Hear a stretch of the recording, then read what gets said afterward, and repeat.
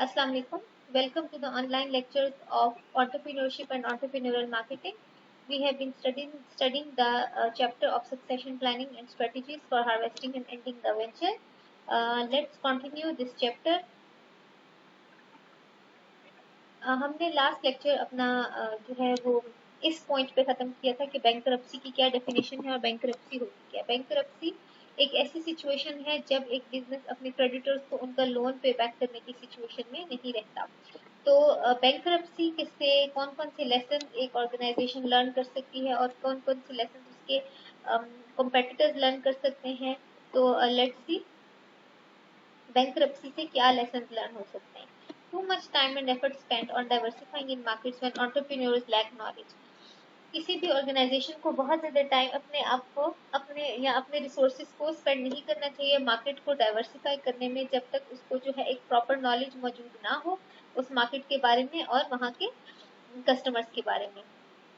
Bankruptcy protects entrepreneurs from competitors but not creditors but not from competitors. Bankruptcy से loans तो repay हो जाते हैं लेकिन competitors के साथ जो है competition वो खत्म नहीं होता।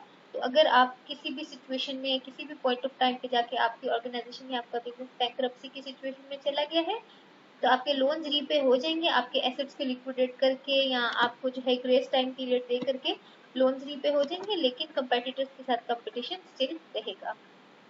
it is difficult to separate entrepreneurs from business since जो बिजनेस की आइडेंटिटी है वो entrepreneur itself से होती है, जो entrepreneur की आइडेंटिटी है वो बिजनेस बन जाता है, तो वो दोनों एक दूसरे की आइडेंटिटी बन जाते हैं। इसीलिए entrepreneur की कोई एक गलत असेसमेंट ऑफ द एनवायरनमेंट या एक जो है रॉन्ग या ओवर एस्टिमेशन ऑफ समथिंग या ओवर ऑप्टिमिज्म जो है वो बिजनेस को बैंकरप्सी की तरफ लेके जा सकता है। entrepreneurs को अपनी बैंकरप्सी को जल्दी फाइल कर देना चाहिए और जल्दी अब तमाम के तमाम शेयर होल्डर्स को स्टेक होल्डर्स को अपनी सिचुएशन के बारे में आगाह कर देना चाहिए।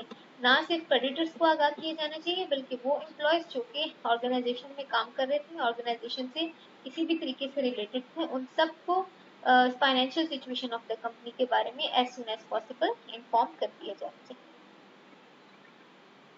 हाँ, बैंकरप्सी की सिचुएशन पे जब आता है विच मीन्स के फाइनेंशियल सेटबैक होता है बहुत बड़ा किसी ऑर्गेनाइजेशन को, तो ऑर्गेनाइजेशन अपने आप को रीऑर्गेनाइज करती है विच मीन्स के अपने आप को रीस्ट्रक्चर करती है और अपनी सिचुएशन को कोर्ट को रिपोर्ट करती है। रिपोर्ट उस ऑर्गेनाइजेशन को कुछ पे बैक पीरियड देती है और ब्रीदिंग पीरियड देती है जिसके अंदर वो अपने तमाम के तमाम डेट अपने कंपेटिटर्स को रीपे कर सकता है। तो रीऑर्गेनाइजेशन के अंदर कोर्ट्स जो है ऑर्गेनाइजेशन को जो है वो काफ़ी लिवरेज देते हैं क्योंकि वो अपनी सिचुएशन को उनके सामने अपनी एक जेन्युइन हालत को पेश करते हैं। So they get the breathing room और the breathing space from the court. Court उनके हक में 3 किस्म के डिसीजन कर सकती है कि जो है उनको एक्सटेंशन दे दी जाए विच मीन्स के जो है एक अरसा उनको एक लिमिट दे दी जाए कि इस लिमिट के अंदर आपको अपने लोन्स को रीपे करना है, या जो भी स्टॉक उनका या जितने भी शेयर्स मार्केट में थे उनको सेल कर दिया जाए उनके तमाम लोन्स के तमाम क्रेडिटर्स के साथ, या कंपोजिशन सेटलमेंट कर दी जाए कि जो उनके क्रेडिटर्स हैं उनको कोई और एंटिटी दे करके या कोई उस लोन के या जितना उनका कर्जा उसके अमाउंट के एवज में कोई चीज़ दे के इन लोन्स को सेटल कर दिया जाए। और जो बैंकरप्सी है वो कुछ organization as a voluntarily tool भी जो है वो यूज करती हैं ताकि अपने आप को जो है वो सर्वाइव करवा सकें मार्केट में, क्योंकि अगर आप अर्ली बैंकरप्सी फाइल कर देते हैं तो जो कोर्ट है आपको कुछ ब्रीदिंग टाइम दे देता है या एक ब्रीदिंग रूम दे देता है, एक टाइम पीरियड दे देता है, एक सेटलमेंट का वक्त दे देता है जिसके अंदर आपको जो है वो लीगली एक नोटिस मिल जाता है कि आप इतने टाइम पीरियड के अंदर जो है लोन्स को रीपे कर देते हैं। तो इस टाइम पीरियड के अंदर ऑर्गेनाइजेशन को सर्वाइविंग की अपनी सूरत हाल निकाल देती है।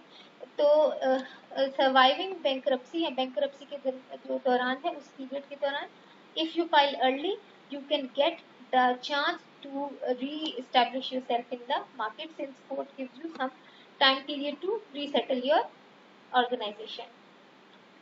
रीऑर्गेनाइजेशन के दौरान आपको अपने गुड रिकॉर्ड मेंटेन करने होते हैं, आपको तमाम क्रेडिटर्स के लॉस को दोबारा से रीस्टडी करना होता है अपनी जो है, और अपने लिए एक रियलिस्टिक फाइनेंशियल रीऑर्गेनाइजेशन प्लान बनाना होता है जिसके अंदर आप अपने एक्स्ट्रा रिसोर्सेज के ऊपर एक्स्ट्रा फंड्स के ऊपर कट्स लगाते हैं और वो सब के सब रिसोर्सेज डायरेक्ट किए जाते हैं आपकी लोन की रीपेमेंट के ऊपर।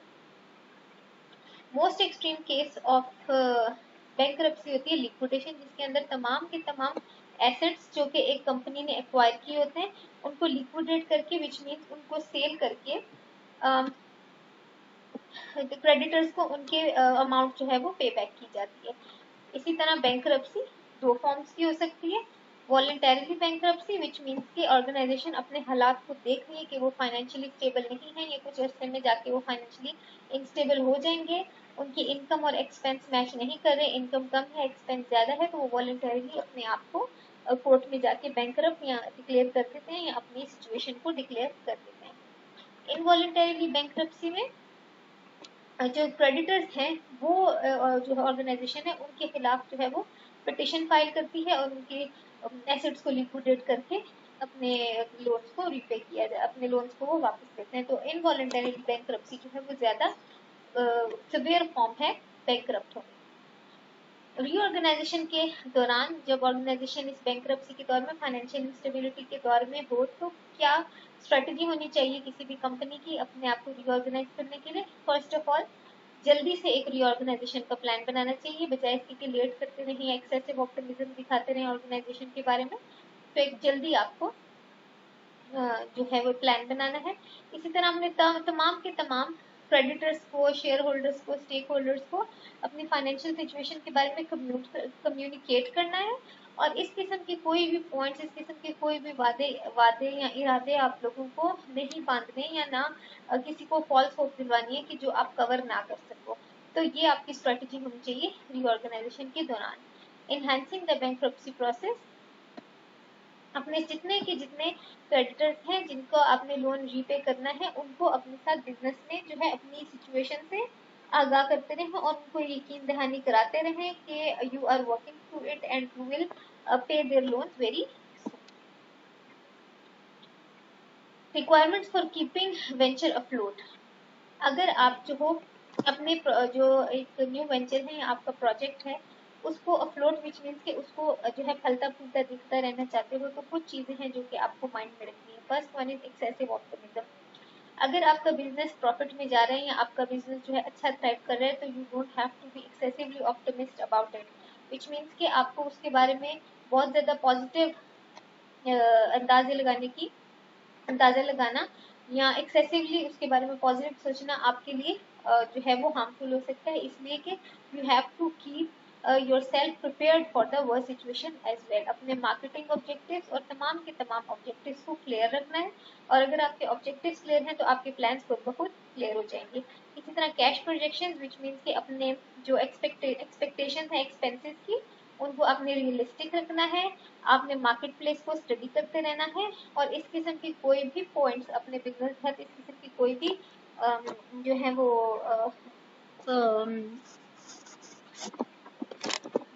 प्रॉब्लम्स अपने बिजनेस के साथ एसोसिएट नहीं होने देनी, जो कि आपके बिजनेस को किसी जाके दो राहे पे खड़ा करते हैं, जिसके अंदर यू डोंट नो कि आपको आप इस सिचुएशन में परसिस्ट कर सकते हो या नहीं कर सकते हो, या आपको अपने बिजनेस को लिक्विडेट करना है या आपको इस बिजनेस से एग्जिट करना है। तो इस किस्म के कोई भी अपने साथ पॉइंट, अपने साथ कोई भी प्रॉब्लम एसोसिएट ना होने दें जो कि आपको जियो पार्टी में जाके खड़ा करते हैं। वार्निंग साइंस ऑफ बैंकरप्सी, आपको कौन से साइंस अगर अपने बिजनेस में नजर आ रहे हो तो you are going towards the bankruptcy. Management of finances becomes lax, आपसे फाइनेंसेस प्रॉपर्ली मैनेज नहीं हो रहे, जिस तरह से मनी स्पेंड हो रही है उस तरह से इनकम नहीं आ रही। डायरेक्टर्स जो हैं वो अपनी रिस्पॉन्सिबिलिटीज को कम्प्लीटली नहीं फुलफिल कर रहे, और वो मेजर ट्रांजेक्शन को ना डॉक्यूमेंट करते हैं, और अगर डॉक्यूमेंट करते हैं तो एक्सप्लेनेशन उसकी मौजूद नहीं होती, यानी एक्सप्लेनेशन लैक होती हैं, और अगर लैकिंग होती है तो वो समहाउ किसी न किसी तरह फ्रॉड की तरफ इशारा दे रही होती हैं। Customers are given large discounts to enhance payments because of poor cash flow. Customer को बहुत बड़े बड़े डिस्काउंट्स दिए जा रहे होते हैं ताकि किसी तरह जो है वो पेमेंट कर दें। वो फॉर इंस्टेंस अगर मेरे पास कस्टमर को जो है उसने मुझसे 100,000 यूनिट्स जो है लिए और उसकी जो है पेमेंट मेरे पास 100,000 ही बनती है, तो मैं उसको 100,000 यूनिट्स आपको 50,000 में मिल जाएंगे। तो बहुत बड़ा एक डिस्काउंट है, और बहुत बड़ा डिस्काउंट, इतना जो है हाफ डिस्काउंट देने की वजह से आपका जो कैश फ्लो है, कैश की इनफ्लो, वो काफी पुअर हो जाती है। Contracts are accepted below standard amount. जो कॉन्ट्रैक्ट्स आपकी कंपनी ले रही है, जो ऑर्डर्स दे रही है, वो बिलो द स्टैंडर्ड अमाउंट ले रही है, विच मीन्स कि बहुत सस्ते दामों ले रही है। Bank request subordination of its loans. Banks जो है वो कंपनी से अपने लोन्स की रीपेमेंट के बारे में बात कर रहे हैं। आपके जो अच्छे एम्प्लॉयज हैं वो आपको छोड़ के जा रहे हैं। Material to meet orders are lacking. जो आप जो है ऑर्डर इस किस्म के ले रहे हैं जो आपको आपके पास फुलफिल करने की जो है पॉसिबिलिटी मौजूद नहीं है। Payroll taxes are not paid. आपके जो पेरोल के टैक्सेस हैं या जो आपके इवन एम्प्लॉय को पे करने के ऊपर जो या जो टैक्सेस होते हैं, इवन वो भी आपके पास इतनी अमाउंट नहीं है कि आप पे कर सकें। Suppliers demand payment in cash. Suppliers को आपके ऊपर इतना भी एतबार नहीं कि वो क्रेडिट के ऊपर आपको कोई चीज दे सकें, तो वो अपनी पेमेंट कैश के ऊपर पेमेंट जो है एडवांस कैश जो है वो मांग रहे हैं, और कैश में पेमेंट मांग रहे हैं। वो आपसे जो है वो कोई अगले किसी वक्त के लिए कोई उधार नहीं करना चाहते। Customers complain regarding service and product quality. और कस्टमर्स की जो कंप्लेन है आपकी प्रोडक्ट की क्वालिटी से रिलेटेड या आपकी प्रोडक्ट से रिलेटेड, कंपनी से रिलेटेड, वो इंक्रीज हो रहे हैं। तो ये वार्निंग साइंस है जब आपकी ऑर्गेनाइजेशन के मेजर डिसीजन मेकर्स को जो है वो विजिलेंट हो जाना चाहिए। स्टार्टिंग ओवर, जब भी कोई ऑर्गेनाइजेशन बैंकरप्ट हो जाती है तो उसको उसके अंदर अगर पोटेंशियल मौजूद है तो वो दोबारा अपने आप को स्टार्ट ओवर करेगी। Entrepreneurs are likely to continue starting new venture even after failing. जो एंटरप्रेन्योर्स होते हैं जिनके अंदर ये मोटिवेशन मौजूद होती है एक काम को करने की या किसी फील्ड में सक्सेसफुल होने की, तो वो फेल होने के बाद भी अपने काम को जो है दोबारा से रीस्टार्ट देते हैं या दोबारा से जीरो से स्टार्ट करने में जो है वो रेडी होते हैं। Entrepreneurs who have failed tend to have a better understanding and appreciation for the need of market research, more initial capitalization and stronger business skills. ऐसे entrepreneurs जो कि किसी आइडिया में एक दफा या दो दफा तीन दफा फेल हो चुके होते हैं या उन्होंने फेलियर को किसी न किसी तरह फेस किया होता है, तो उनके पास मार्केट की बेटर अंडरस्टैंडिंग मौजूद होती है और उनको इस चीज की जरूरत के बारे में पता होता है कि मार्केट को रिसर्च करना, इनिशियली कैपिटलाइजेशन विच मीन्स कि अपने पास इनिशियली रिसोर्सेज को संभाल के रखना कितना जरूरी है और बिजनेस स्किल्स होना कितनी इंपॉर्टेंट है। Business failure does not have to be a stigma when seeking venture capital. और बिजनेस फेलियर कोई स्टिग्मा या एक कोई बुरी बात नहीं है अगर आप जो हो वेंचरिस्ट हो। The reality of failure, important considerations for the entrepreneur in case of failure. क्या इंपॉर्टेंट चीजें हैं अगर आप जो जो है कंसिडर करना चाहिए अगर आप जो फेलियर की तरफ जा रहे हैं। कंसल्ट विद फैमिली, सबसे पहले तो अपने नियर वंस के साथ कंसल्ट करें कि आपकी कंपनी अगर फेलियर की तरफ जा रही है या बैंकरप्सी की तरफ जा रही है, तो अपने नियर एंड डियर वन से जो है वो एक ऑनेस्ट ओपिनियन लें।